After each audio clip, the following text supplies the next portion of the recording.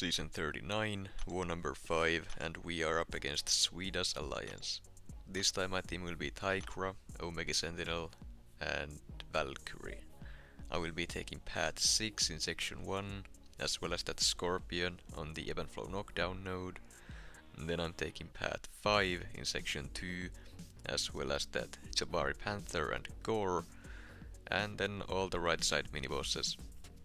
I will not be taking the T-Rex boss this time because I don't have the Kitty Pryde synergy to make it easier, and last time it didn't exactly go as planned.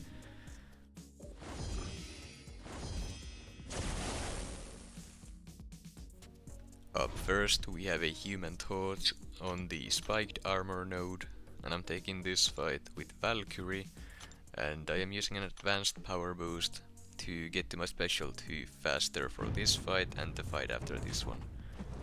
Now the game plan here with Valkyrie is to only hit in the Human Torch's block because of the Spiked Armor node, and since Valkyrie will not be hitting any criticals through the block, the node doesn't do anything, and therefore this is a very simple, very easy fight for Valkyrie. A single special 2 followed by a couple combos into the block should be more than enough to take down a Human Torch. Human Torch is also a global defender, so whenever he uses a special attack, I will get an unsteady debuff on him. But Valkyrie can shrug non-damaging debuffs even without having any bulwark buffs or passives on her, because Masteries also boost her block proficiency, which then increases the shrug of chance. So this fight was very simple, didn't take a single point of damage, and Human Torch isn't a hard defender at all, no matter what the nodes are. Next up we have a Scorpion on the Ebb and Flow knockdown and right back at it nodes, and I'm taking this fight with Valkyrie as well. I still have the advanced power boost to make this fight go faster. Well, it would help the fight go faster if I played it right, but more on that in a little bit. The game plan here is to simply hit Scorpion like normal to build up my combos and to get to my special 2 faster, and then just drop big special 2s into his block to take him down.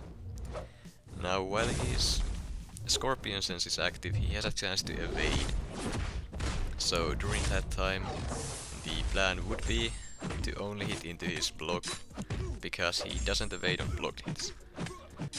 So if you do that, Valkyrie is a great option for him, but for some reason in this fight I decided that I was gonna risk it, try to hit him directly, and he evaded the first hit of my combo, followed by him hitting me a few more times, and now I have those sting debuffs on me, meaning I couldn't throw my big special 2. So now I'm in my corner, I have those sting debuffs, and I'm at my special 3, which is not as bad as it could have gone, to be honest. Even then this made the fight go a lot slower than it was supposed to. It does cost me potions, but I'm not dead, so that is a bonus. Now here I did notice something weird about these nodes. The Ebb and Flow protection doesn't seem to reduce your damage from special 3s. Either that or Valkyrie special 3 hits very hard. But anyways, now that I don't have the sting debuffs anymore and I use my special 3 there, the rest of the fight went down without any issues, since I was only hitting into Scorpion's block. That's what I was supposed to do, or should have done to begin with, but I wanted to try something to make the fight faster, and in the end it ended up costing me potions, so it wasn't worth it. Next up we have a Jabari Panther on the Power Snack and 1 too many hits nodes, and I'm taking this fight with Omega Sentinel. And the reason why I usually use Omega Sentinel here is the fact that she's immune to Nullify, so Power Snack node simply just doesn't exist for her. Now the game plan here is to just take her down most of the way with basic attacks, build up power to my special 3, and then drop it, while Jabari Panther does not have a cleanse charge active. That inflicts her with those 6 incinerate debuffs, and the rest of the fight should go down pretty quickly with those up. I can pause them for basically the whole duration of the fight by finishing my combos with light attacks, and she won't be able to get rid of them in any way. She doesn't shrug debuffs, and she can't remove existing debuffs. She can only cleanse new debuffs while she has those cleanse charges active. Now, the biggest issue with Jabari Panther usually is the fact that she has the Hunt ability, which activates when she gets to 10 Hunt charges. And during the Hunt, she ignores Dexterity, Evade and Miss. So while it's up, you basically can't Dex anything. If she throws her special one, you need to block it, you can't avoid it otherwise. Now in this fight I didn't let her enter the Hunt at all, so she basically doesn't really end up doing anything meaningful here. The other annoying part about her kit as a defender is that special one. The ensnare debuff it inflicts lowers your ability accuracy, on top of completely shutting down evade, but in this case it's only the ability accuracy that I had to worry about. Now then, we have a Kitty Pryde on the event flow intercept node, and I'm taking this fight with Omega Sentinel, starting with the cowardice debuff mode active. And well, we all have probably seen this fight before by now. The reason why I use the cowardice debuff is the fact that Kitty Pryde simply just doesn't do anything while she has cowardice effects active. She loses all of her prowess, can't gain any more, and then that just means she can't phase or do anything else annoying. Then I'm just taking her down with basic attacks and special 2s, and it ends up being a very, very fast fight. With the extra attack from the event flow intercept node, and the fact that Omega Sentinel just hits hard, it's a very quick fight, even without recoil masteries.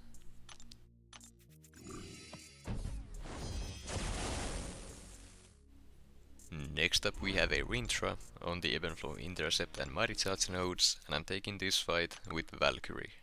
And like usual, the game plan is to only hit into Rintrah's block. He doesn't trigger his neutralize on blocked hits, so he doesn't gain any mystical charges either. And that just makes him a very easy defender. You don't have to knock him down at all, you don't have to do anything special, just hit into his block and he will drop eventually. Now, that being said, the biggest issue with Rintrahs in general is the fact that he is tanky, so he will be wasting your time. And that is very noticeable in this fight, specifically because of the event flow intercept protection being active for most of the fight.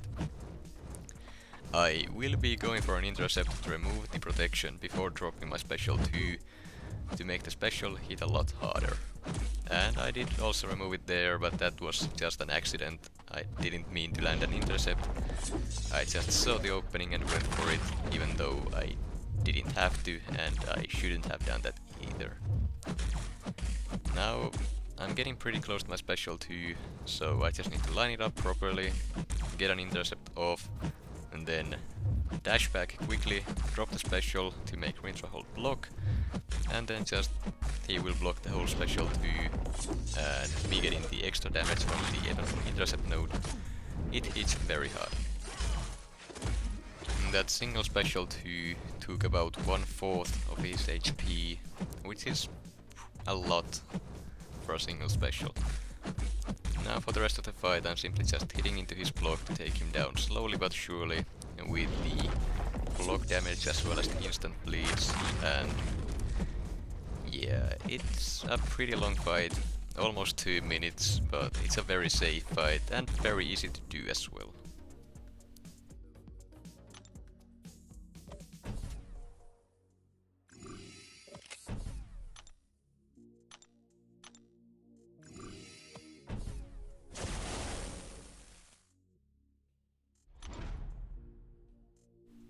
Next up we have a Gorr on the event flow intercept and mighty charge nodes, and I'm taking this fight with Tigra.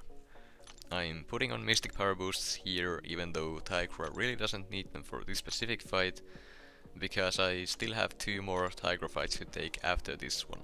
So might as well put the boosts on now, since I'm taking all these fights in one sitting. And the game plan here is to get Gorr into his corner, drop a couple heavies and then nuke him down with a single special too. And the fight goes almost perfectly. I get him in his corner, but he doesn't really want to throw his special one, so now I'm losing time on my senses. Now he throws it, I punish it with a heavy attack, but since my senses are pretty low, I decide to go for a special one to refresh the primal sense. Looking back, that wasn't necessary, but it didn't hurt either. There I baited another special one from him, got enough power to get to my special 2, and the first 3 hits of that special completely nuked him down. And that was so much overkill. Tigra just hits so hard. And now for another pretty boring fight. I'm using Omega Sentinel for a Longshot on the Safeguard miniboss node. And the game plan here is basically the same as I've had against any King Roots here for the past 2 or 3 seasons. I used the heal block pre-fight, mostly because it shuts down willpower healing in this case. You can use any debuff you want, it doesn't make a difference. And then the game plan is to just get to your special 3, drop it for the 6 incinerates, and then do the rest of the fight by doing normal combos, finishing on a light attack to keep the incinerate divas paused, and that is all there is to it. The incinerate divas will take the opponent down very quickly, and that is basically all you need. But if you really want to speed up the fight even more, you can try to stack up some more incinerates by weaving in some mediums as well, or special 2s. So, now I am at my special 3, I'm gonna parry him, drop the special 3, and that inflicts the 6 incinerate debuffs, and that is basically the fight done now. All I need to do is just not die for the rest of the fight, which is pretty simple to do as long as I don't eat a special 3. Now, you can see me drop some very interesting light combos into the air when Longshot drops his heavy attack there.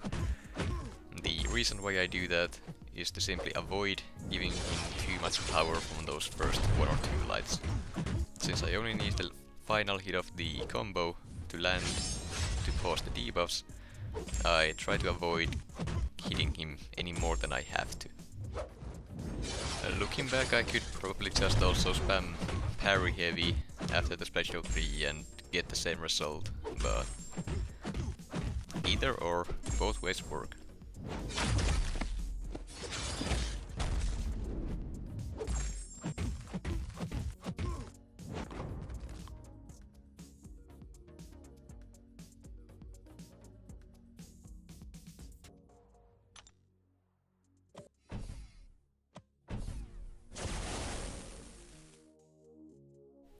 Next up we have a Hulkling on the Stunning Reflection and Polka Dot Power miniboss node, and I'm taking this fight with Tigra. The plan is to use an advanced power boost to start with a bar of power, then bait 2 heavy attacks from Hulkling, punish them with my heavy attack. That gives me enough power to get to my special 2, and a single special 2 should be enough to nuke down Hulkling on basically any node. Now in this case, Hulkling does survive the first special 2, but he will not survive the special 1 after it. A very quick, very easy and very simple fight. The biggest risk there is if Hulkling starts throwing full combos into your block at the start of the fight. Now next up is the final fight of this war, a Mordo on the Brute Force miniboss node, and I'm taking the fight with Tigra. The game plan is pretty simple. I'm gonna try to get him as close to his corner as possible at the start of the fight. Then I'm gonna be baiting special 1s when I can, special 2s if I need to, punishing both of them with my heavy attack, and then dropping big special 2s to take him down. 2 or 3 special 2s should be more than enough to finish him off, and the spacing for a special 1 is pretty simple to do. You either duck it if you have the reflexes for it, or you can dex it, throw 2 light attacks and then throw your heavy attack. His recovery time is very long after the special 1, so you do have time to do that as long as you're fast enough. The special 2 is simply just 2 dexes and then throw your heavy attack. That's all there really is to it. Tigra's double medium also bypasses the astral evade, I didn't use it here because of the disorient on parries, but you can also do that as well. As for the results, I do have to mention something here real quick. We had someone not place their defense, so we were down 5 diversity points to start the war. And that meant that if we wanted to win this war, we had to win by 2 attacker bonuses. And that is exactly what we managed to do here. We ended up winning the war 5-3. We got very lucky here that the lost defender diversity didn't cost us the war, but it sure could have.